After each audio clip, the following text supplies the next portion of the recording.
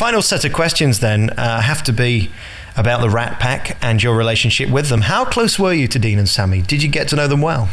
I was on Dean's television show with him many times, and my first movie I was ever in was a movie that Sammy put me in. And I was delighted to be present with both of them. They were both very nice to me. They had magnificent talents. Dean Martin could do more with less than anyone.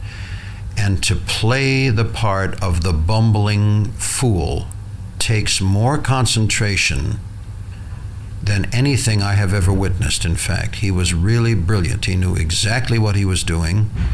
He had this great gift of making people laugh. Sammy, there was very little that Sammy Davis could not do. He was a genius of show business, and he was very, very good to me. Both of them were, in fact. I think your father and Dean did some of the best shtick I'd ever seen anywhere in the world. It was better than Laurel and Hardy, any of those great comedians. I mean, it was just brilliantly timed, and that stuff about him being drunk.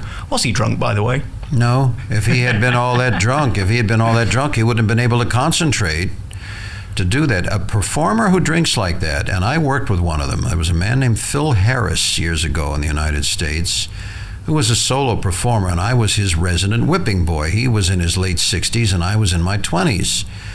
But the point was, the more he had to drink, the funnier he was.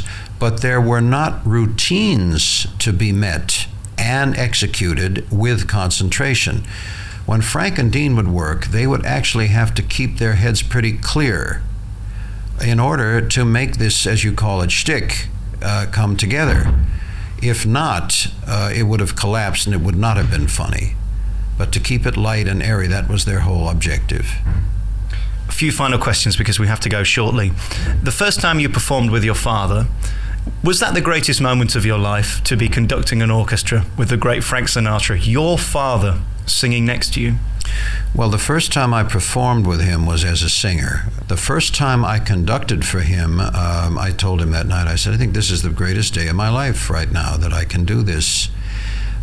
People have been asking me since I arrived in London about that. And I told them that when he asked me to be his conductor, I was 44 years old. And I was delighted that he had picked that point to ask me. If he had asked me 10 years, 5 years, maybe 3 years earlier, I would have had to refuse because I wouldn't have been good enough. I wouldn't have been prepared to do that job. But he asked me at the right time, and as it turned out, it did work.